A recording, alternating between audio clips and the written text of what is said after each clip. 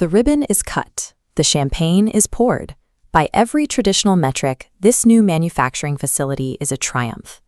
The project team finalized the commissioning 6 weeks ahead of schedule and came in 15% under budget. Handshakes all around. 18 months later, the launch party is a distant memory, and the headlines are brutal. The facility's cooling systems have depleted the local water table, leaving nearby farms dry. An investigative report just revealed that the lowest bid supplier used to keep the project under budget relies on forced labor. To make matters worse, the final consumer product rolling off the line is unrecyclable, destined straight for the landfill. How does a project that hits every milestone for cost and speed end up devastating a local ecosystem and tanking a company's reputation? Defining success strictly by a launch date and a spreadsheet creates a systemic blind spot for the long-term consequences of the work. In the 1960s, the industry adopted a concept known as the iron triangle.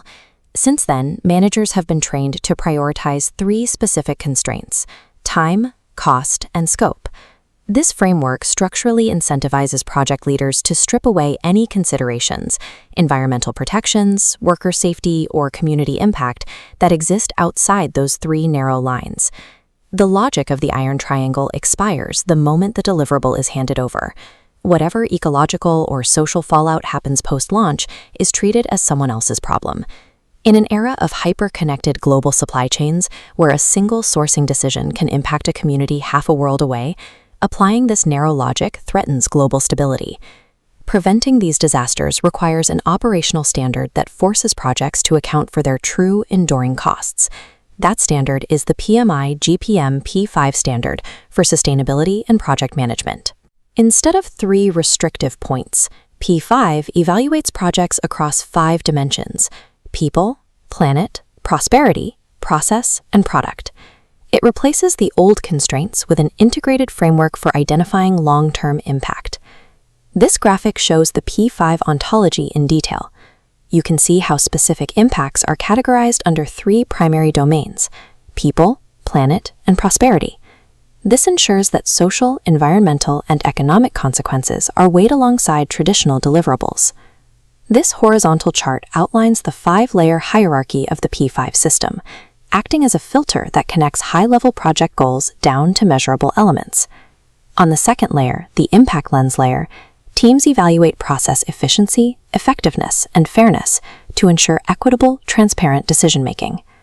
By structuring decisions this way, systemic risks that were once invisible are converted into trackable, manageable data.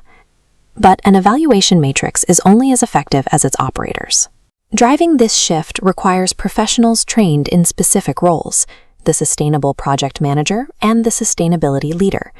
If we rewind to the failed factory project, a project manager fluent in living system stewardship would have flagged the water usage early.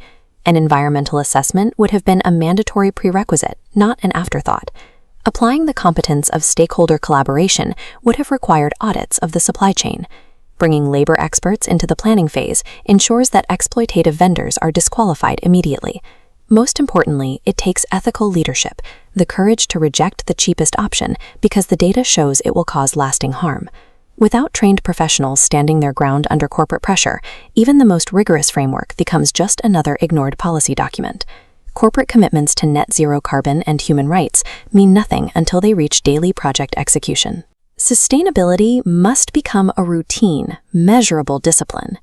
Using P5, agile teams track sustainability debt during routine sprint planning. If delaying a task increases negative environmental impacts, it is prioritized. They refuse to push work forward that weakens their controls. The framework also provides trade-off support. When a team selects one vendor over another, they document exactly how that choice shifts specific planet and prosperity metrics. The reasoning is recorded and explicit. Teams use sustainability impact assessments to generate a permanent record.